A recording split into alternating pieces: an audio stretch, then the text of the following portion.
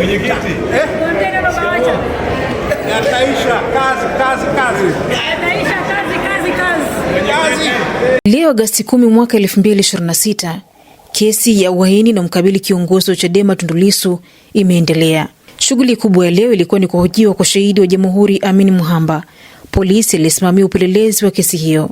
Upande wa Jamhuri ukiongozwa na wakili Nasoro Katuga ulianza kumhoji Mwamba, ambapo alieleza alivyoitwa na kupewa jalada la kesi hiyo na msaidizi wa ZCO Dar es Salaam George Bagiemu. Mwamba anaeleza kuwa aliunda timu 3 juu ya swala hilo: moja operesheni itakayohusika na ukamataji, ya pili intelijensia na ya 3 ya ushauri wa sheria. Majira ya asubuhi ubishani mkubwa ulitokea kati ya Lissu na mawakili wa Jamhuri. Ni pale Mwamba alipokuwa akifafanua kauli ya kukinukisha na kuzuia uchaguzi.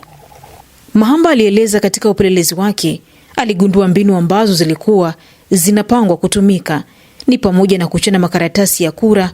Lissu alisimama na kuieleza mahakama kuwa Jamhuri wanajaribu kupitisha ushahidi uliokataliwa na mahakama kwa njia ya mlango wa nyuma, akisisitiza yeye anashtakiwa kwa uhaini na sio kuchana makaratasi ya kura. Lissu alionya kuwa sanduku ambao Jamhuri wanajaribu kulifungua lina mengi ndani yake. Mahakama ilikubaliana na Lissu na kuwataka mawakili wa Jamhuri kumuongoza vyema mteja wao.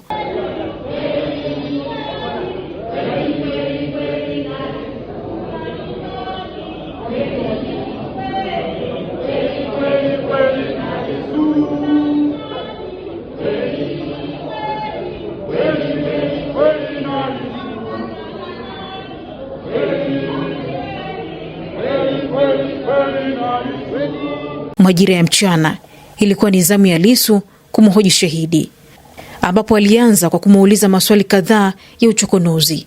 Mfano, Lissu alimuuliza, nikikuambia umepanda vyeo kwa kutesa watuhumiwa kwenye vituo vya polisi utasemaje? Ambapo Mwamba alijibu, sio kweli. Lissu akahoji tena, nikisema huna uadilifu na ufai kuvaa uniform za polisi utasemaje? Mwamba akajibu, sio kweli. Maswali ya Lissu ilionekana kumwandaa kisaikolojia shahidi kuendana na mkakati uliofuata wa Lissu. Baada ya hapo Lissu akachukua maelezo ya maandishi ya Mwamba aliyoyaandika Aprili 30. Lissu alianza kwa kuomba shahidi apewe maelezo yake halisi na kisha kusoma neno kwa neno maelezo hayo, ambapo shahidi alikiri ni maelezo yake na yako kama yalivyosomwa. Lissu akaeleza kuwa ana maeneo kadhaa anataka kuonesha mahakama kuwa shahidi ni muongo kwa sababu ya mikanganyiko iliyopo. Lissu akaenda kutaja maeneo 54 yenye mkanganyiko bila kuingia kwa undani, huku maeneo hayo yakianzia kuanzia mwanzo wa maelezo mpaka mwisho. Baada ya hapo akamuuliza shahidi akubali kielelezo kingine rasmi kwenye rekodi ya mahakama ili afichue zaidi maeneo hayo yenye mikanganyiko. Lissu alimueleza shahidi huku akimwekea mitego ya maneno shahidi kuwa akikataa ni kwa sababu ni muongo. Jamhuri ilipinga vikali mkakati wa Lissu ambao haukupa fursa kuelewa ni maeneo yapi hasa yenye mkanganyiko. Jamhuri ikatoa hoja kuwa sheria na utaratibu unataka maeneo yenye mkanganyiko yafichuliwe kabla ya kielelezo kupokelewa. Ubishani mkubwa uliibuka tena, Lissu akieleza utaratibu huo wamejitungia. Baada ya majaji kushauriana kwa muda, walikubaliana na utaratibu aliotumia Lissu, ambapo mpira ulirudishwa tena kwa shahidi kama anakubali kielelezo kipokelewe. Shahidi alionyesha kama akachanganyikiwa huku akishika kichwa, jambo ambalo majaji walishauri mawakili wanaweza kumsaidia, ambapo mawakili walimshauri akubali kielelezo kipokelewe. Lissu alitumia dakika 15 za mwisho kuanza kumchachafya shahidi kuanzia historia yake ya kazi mpaka mafunzo na nafasi ya kazi, ikiwemo jina la kitengo anachofanya. Maneno ambayo shahidi aliyasema kuwa anafanya katika kitengo kinachoangalia makosa ya mtandao na migogoro inaotishia usalama wa nchi yalionekana kuwa mwiba kwake. Kutokana na muda, kesi hiyo itaendelea kesho, ambapo Lissu wataingia kwa undani zaidi juu ya kielelezo cha shahidi. Mikutano. Sawa mheshimiwa mwenyekiti. Unasalimia na watu wa Chunya. Hii ngoma inaisha hii. Unasalimiwa na watu wa Chunya. Mheshimiwa Mwenyekiti. Mtu katoka Chunya akaja kusalimia kamanda. Chunya. Unasalimiwa na watu wa Chunya. Anakusalimia sana. Chunya, nilikuja Chunya mwaka jana. 29 mwezi wa 3 nilikuja. Yes.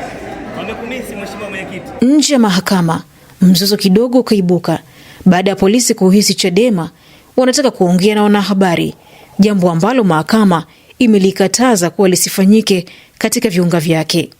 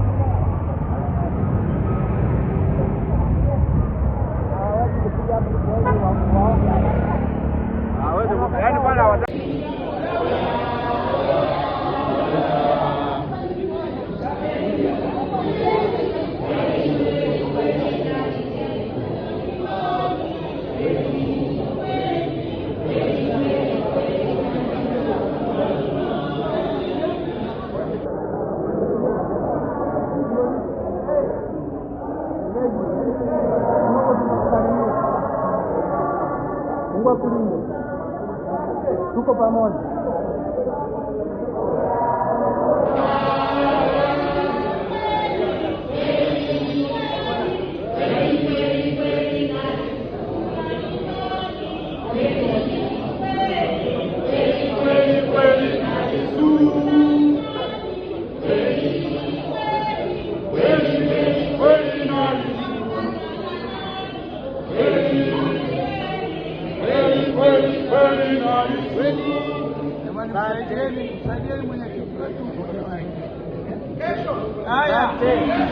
Kesho ukalale salama.